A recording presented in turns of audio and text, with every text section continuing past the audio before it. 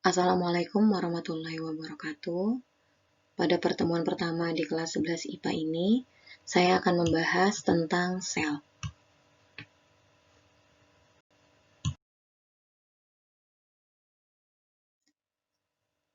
Tujuan pembelajaran kali ini ada 3. Yang pertama, siswa mampu menjelaskan komponen kimiawi penyusun sel. Kedua, siswa mampu menyebutkan organel-organel yang terdapat dalam sel. Yang ketiga, siswa mampu menjelaskan struktur dan fungsi organel-organel sel.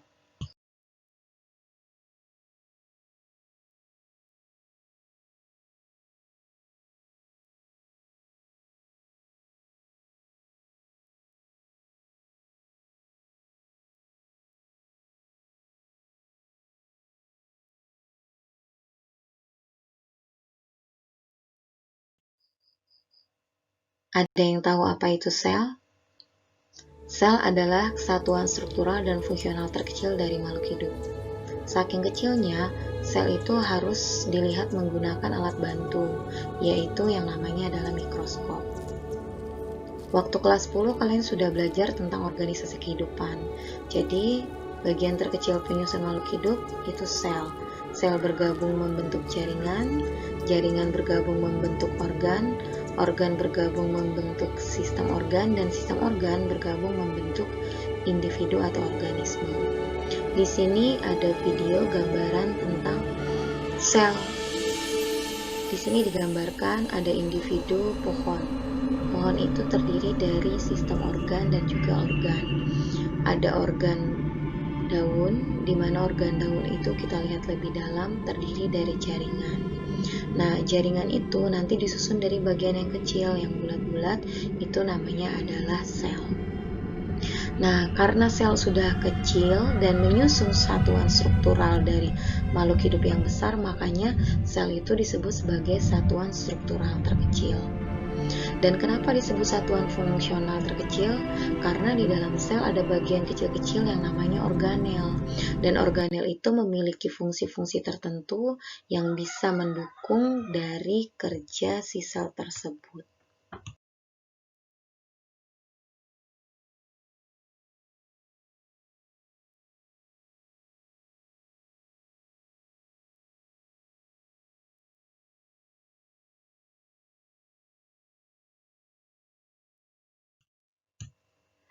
Berdasarkan jumlah selnya, makhluk hidup itu dibagi menjadi 2. Ada makhluk hidup yang jumlah selnya 1, itu namanya uniseluler. Contohnya ada bakteri, amuba, sama alga, makanya harus dilihat pakai mikroskop, makanya bersifat mikroskopis. Ada juga makhluk hidup yang jumlah selnya banyak, jadi dia nggak usah pakai mikroskop lihatnya, itu namanya makhluk hidup multiseluler. Ada jamur, ada tumbuhan, ada hewan, dan juga ada manusia. Sebelum kita membahas tentang sel, kita bahas dulu komponen kimiawi sel. Jadi di dalam sel itu terdapat senyawa-senyawa atau komponen kimiawi berupa komponen anorganik, mulai dari air, vitamin, dan mineral.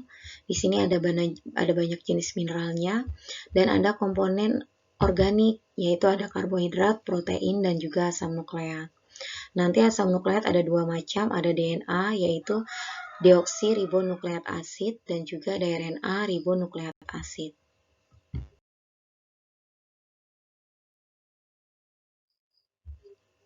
Bagaimana sih bentuk sel? Nah, di sini ada struktur sel.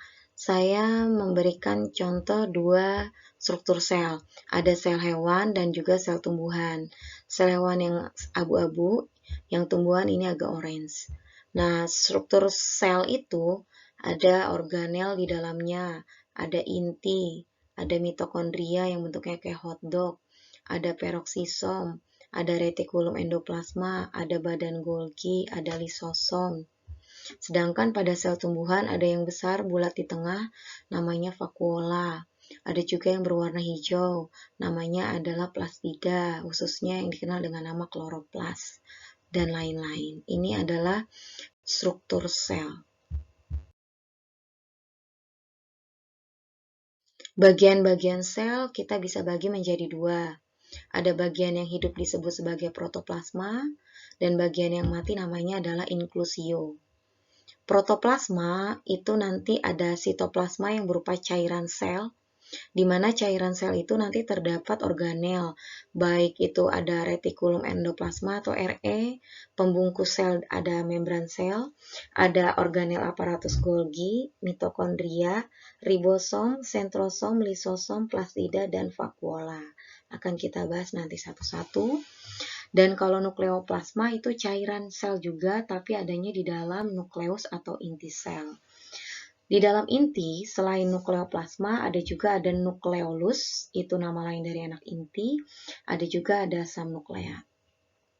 Sedangkan bagian yang mati itu ada dinding sel dan senyawa-senyawa yang ada di dalam vakuola, berupa pigmen antosianin, alkaloid, tanin, glikosida, garam nitrat, butiran glikogen, dan juga garam oksalat.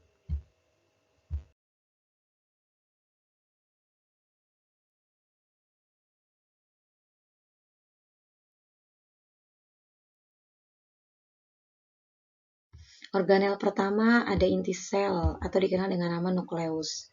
Nukleus ini adalah organel bermembran ganda. Nah, nukleus itu terdiri dari 4 bagian, ada membran inti, nama lainnya karioteka atau selubung inti, ada nukleoplasma, cairan inti atau plasmanya, nukleolus anak inti, dia yang ada di tengah berwarna ungu agak lebih gelap, berfungsi untuk mensintesis ribosom, dan juga ada kromatin. Kromatin itu benang-benang halus yang ada di dalam inti. Nah, kromatin itu nanti banyak mengandung DNA, yaitu faktor pembawa sifat. Makanya di sini ada fungsi dari nukleus. Pertama, nukleus itu berfungsi sangat penting. Dia mengatur seluruh kegiatan sel, mulai dari mengontrol sintesis protein maupun mengendalikan proses metabolisme. Kemudian yang kedua, dia juga untuk penurunan sifat. Karena apa? Karena tadi di dalam nukleus terdapat yang namanya materi genetik berupa DNA. Nah, kenapa sih ada orang tua menurunkan sifat ke anaknya dan anaknya mirip banget seperti orang tua? Karena orang tua itu memberikan DNA yang terdapat di dalam inti sel tersebut.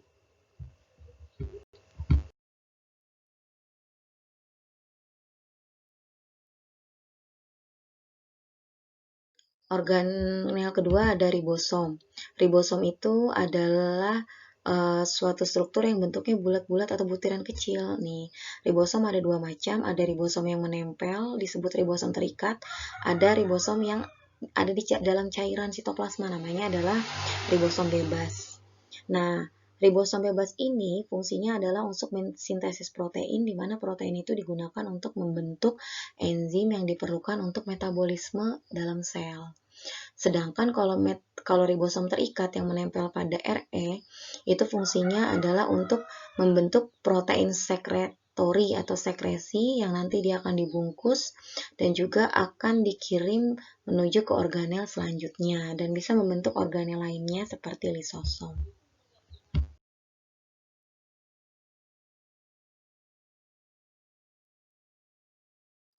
Yang ketiga ada RE atau retikulum endoplasma. Retikulum endoplasma itu bentuknya seperti labirin saluran. Makanya sebenarnya fungsi utama dari retikulum endoplasma adalah sebagai alat transportasi atau pengangkutan, walaupun nanti ada fungsi khususnya. Nah, RE dibagi menjadi 2. Ada RE halus yang tidak ditempeli sama tadi bintik-bintik ribosom, ada RE kasar yang ditempeli sama ribosom. Fungsinya berbeda. Kalau RE halus untuk mensintesis lipid atau lemak, bisa juga mensintesis karbohidrat dan juga menetralkan racun. Nah, RE ini banyak di otot, ada di hati, ada di testis, ada di ovarium. Sedangkan kalau RE kasar yang banyak ditempeli ribosom, dia fungsinya untuk menampung protein atau bisa juga dibilang mensekresikan protein yang dihasilkan dari si ribosom tersebut. Di mana nanti protein itu dibuat untuk membentuk yang namanya protein sekretori, misalnya membentuk hormon, kayak hormon insulin yang dihasilkan oleh sel pankreas. Nah, protein sekretori itu akan dikeluarkan oleh RE dalam bentuk gelembung-gelembung yang namanya adalah vesikula transport, yang nanti akan dikirim menuju ke organel selanjutnya.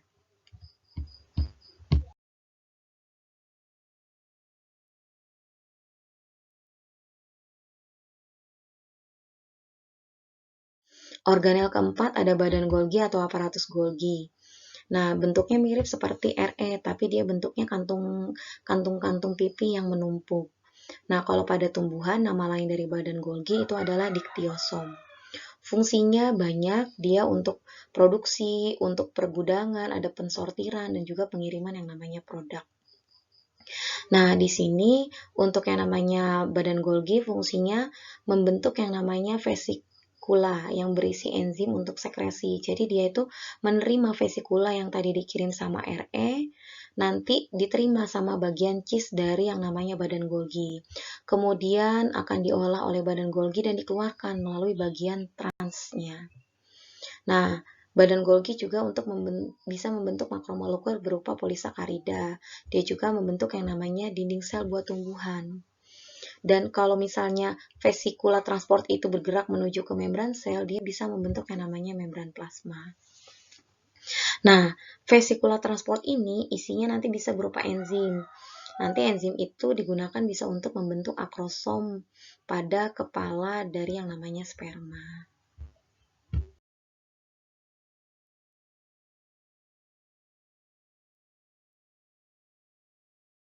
Selanjutnya ada lisosom. Lisosom itu gelembung-gelembung kecil, kantong-kantong kecil yang tadi dibentuk sama si badan Golgi. Isinya apa? Nanti isinya adalah enzim hidrolitik, di mana enzim hidrolitik itu dikenal dengan nama lisogim. Karena dia mengandung enzim hidrolitik, fungsinya buat apa? Dia fungsinya untuk mencerna atau pencernaan intraseluler. Jadi dia mencerna apapun yang masuk ke dalam sel. Jadi nanti kalau ada apapun masuk ke dalam sel bisa dimakan sama si lisosom itu, bergabung dengan lisosom dalam bentuk kemampuan lisosom yang namanya adalah fagositosis, seperti yang amuba lakukan. Atau autofag itu dia menghancurkan organel sel yang memang sudah rusak dan diperbaiki. Bisa juga melakukan bunuh diri sel atau autolisis. Jadi nanti si yang namanya lisosom itu menghancurkan dirinya sendiri, sehingga nanti isis yang namanya enzim atau lisozim itu mencerna diri sendiri, sehingga ya sel itu hancur. Nah, contohnya pada apa? Pada saat si ekor katak itu menghilang, pada waktu metamorfosis dari katak berekor menjadi katak kecil yang tidak ada ekornya. Kenapa bisa hilang seekor katak? Karena itu kerja dari yang namanya lisosom. Sama halnya pada saat jari-jari manusia waktu dalam kandungan. Jadi jari-jari manusia dalam kandungan dulu itu punya selaput kayak katak. Tapi pada saat mau lahir itu mulai menghilang. Karena apa? Karena kerja dari lisosom ini. Jadi intinya lisosom itu untuk pencernaan intraseluler.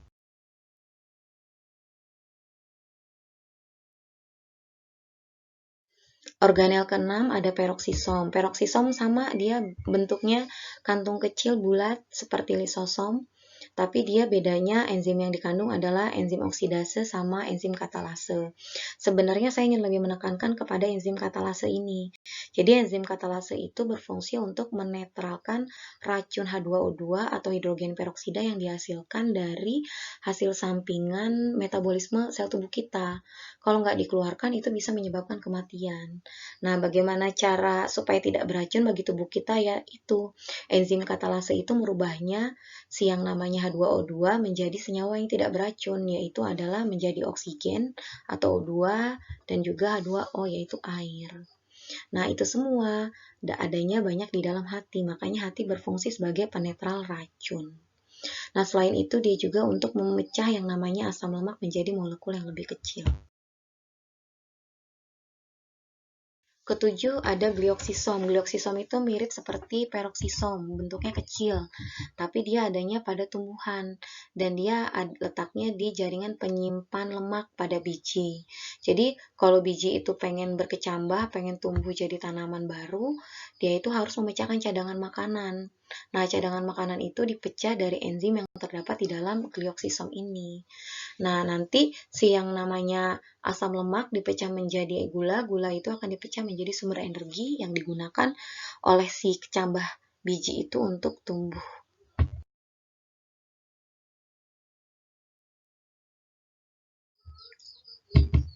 Kedelapan ada mitokondria yang tadi saya sebut mirip dia kayak hotdog. Jadi kalau di soal gampang membedakan antara mitokondria dengan organel lain karena dia bentuknya kayak hotdog, ada lekukan-lekukan. Dia bentuknya silinder panjang, dia punya lekukan dalam di sini. Lekukan yang ke dalam banget itu namanya krista. Nah, krista itu berfungsi untuk memperluas dari yang namanya penyerapan, yang namanya hasil dari respirasi yang berupa energi tersebut. Nah, kemudian nanti di dalam mitokondria terdapat ruang-ruang. Ruang-ruang itu sebenarnya tidak kosong, dia isinya cairan. Nah, cairan itu nanti mengandung ada enzim respirasi, ada ribosom, ada DNA, dan juga RNA. Nah, karena yang namanya mitokondria punya DNA pribadi, makanya dia disebut sebagai organel yang semi autonom. Karena apa? Karena dia bisa ngatur dirinya sendiri, bisa membentuk sintesis protein sendiri. Nah, fungsinya untuk apa? Dia mirip kayak PLN lah. Dia fungsinya untuk menghasilkan yang namanya energi. Nanti bahasa lainnya untuk respirasi sel, untuk oksidasi sel, untuk metabolisme energi atau metabolisme sel untuk menghasilkan energi. Nanti energinya itu berupa ATP. ATP itu kepanjangan dari adenosin trifosfat.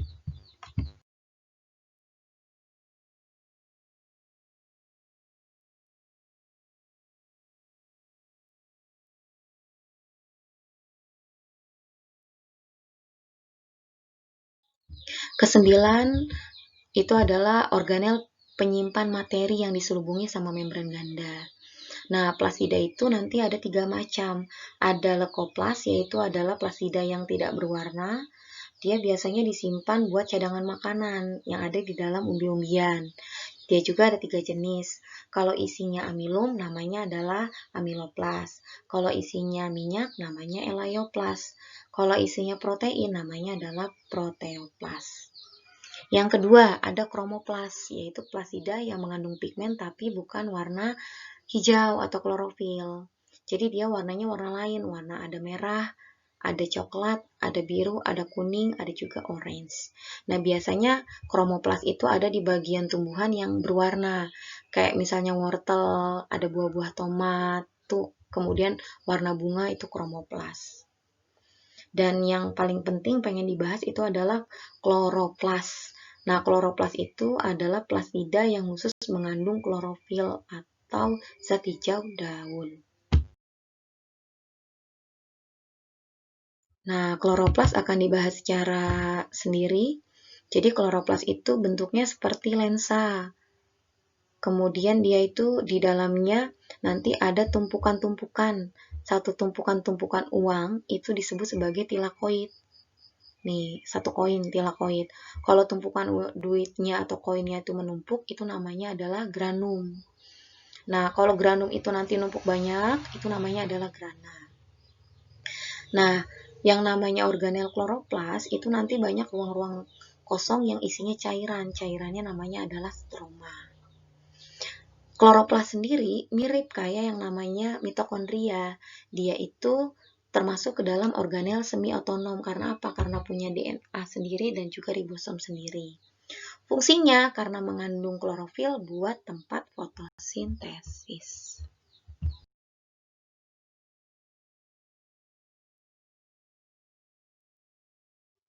10 ada vakuola. Vakuola itu adalah organel yang bentuknya vesikel atau gelembung yang besar atau tunggal. Di sini vakuola pada hewan sama tumbuhan agak sedikit berbeda. Di sini ada vakuola pada hewan yang dia ukurannya kecil atau contohnya kayak amoeba sama paramecium. Jadi nanti vakuola ada 2 macam. Kalau pada organisme uniseluler ini ada vakuola makanan buat mencerna makanan dan ada vakuola kontraktil yang bentuknya kayak bintang ini. Nah, vakuola kontraktil itu fungsinya buat osmoregulatori atau osmoregulator buat ngatur jumlah air yang masuk ke dalam sel. Jadi kalau airnya banyak yang masuk ke dalam sel, itu sel bisa pecah. Supaya nggak pecah, air harus dipompa keluar. Nah, yang memompanya adalah vakuola kontraktil ini.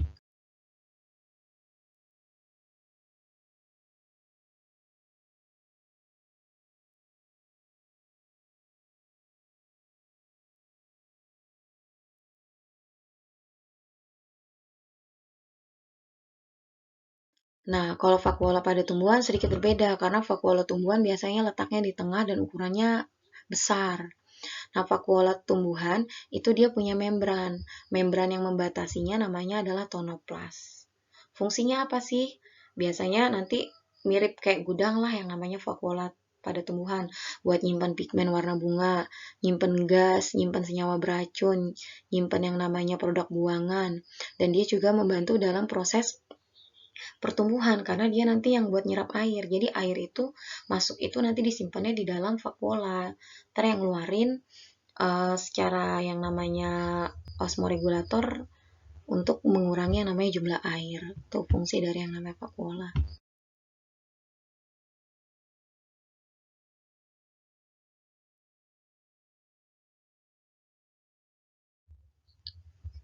Kemudian ada sentrosom sama sentriol. Nah, sentrosom sama sentriol. Bedanya apa? Kalau sentrosom itu organel tempat terdapatnya mikrotubulus yang terletak di dekat sama nukleus. Dan di dalam sentrosom itu terdapat yang namanya sepasang sentriol. Jadi nanti sentriol itu ada di dalam sentrosom. Tapi tidak selalu sentrosom itu memiliki sentriol. Karena ada pada yang namanya tanaman punya sentrosom tapi sentriolnya nggak ada.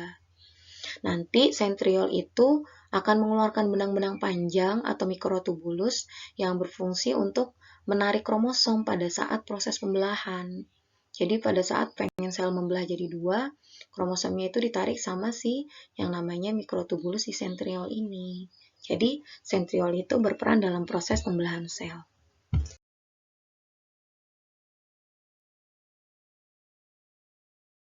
Yang ke-12 adalah sitoskeleton. Sitoskeleton itu adalah angka sel, ya berfungsi untuk menunjang si sel itu supaya tidak mengalami perubahan bentuk. Nah, intinya adalah untuk menyokong. Sitoskeleton itu ada 3 jenis. Ada mikrofilamen yang sifatnya fleksibel. Dia itu nanti fungsinya untuk pergerakan sel. Sedangkan kalau mikrotubulus, dia itu jatuhnya lebih kokoh, bentuknya batang, ada rongganya. Dia itu fungsinya pelindung sel dan juga untuk membentuk flagel dan silia. Dan ada juga filamen intermediate, bentuknya seperti kabel, dan dia fungsinya untuk memperkuat yang namanya posisi dari yang namanya setiap organel, supaya organel itu tidak terlalu banyak bergerak kemana-mana.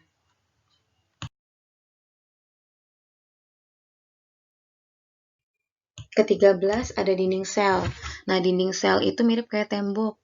Dia, dinding sel itu adanya pada sel tumbuhan, sel ganggang, jamur, tidak ada pada sel hewan. Nah, dinding sel itu karena tembok dia harus punya lubang atau celah namanya noktah. Nah, dari noktah itu bisa terjadi penjuluran sitoplasma membentuk plasmodesmata. Biasanya bahan penyusun dinding sel itu ada selulosa, ada juga nanti kalau udah mengeras menjadi kayu jadi lignin. Kemudian fungsinya yaitu untuk melindungi, untuk mempertahankan bentuk sel dan mencegah air yang berlebihan. Jadi air jangan masuk berlebihan karena dibatasi sama si yang namanya dinding sel tersebut.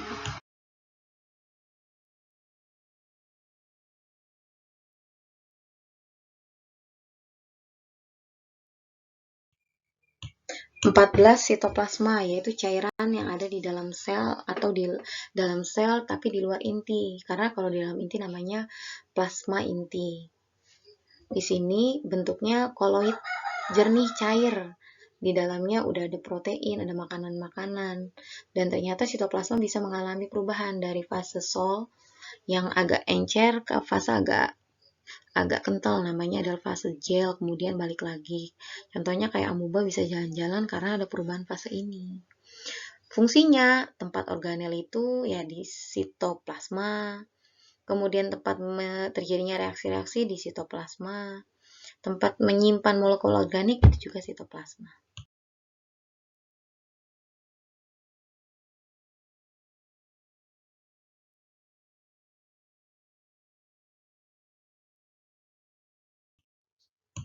Ke-15 itu membran plasma atau membran sel.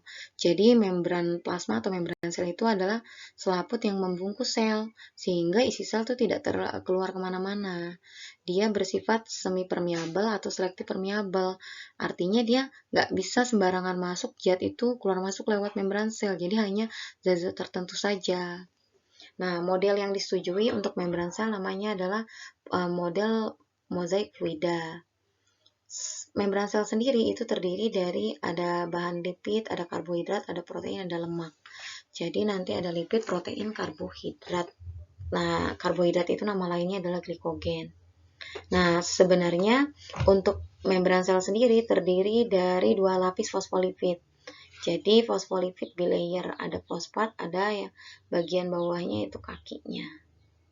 Coba dilihat ini. Nah, di sini fungsi dari yang namanya membran sel mengontrol keluar masuknya zat, pelindung agar sel tidak keluar isi selnya, dan sebagai reseptor atau penerima rangsangan.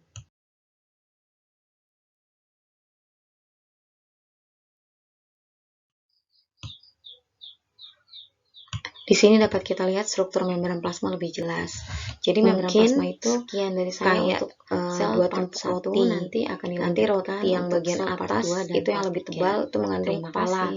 Kepalanya namanya adalah fosfat yang bersifat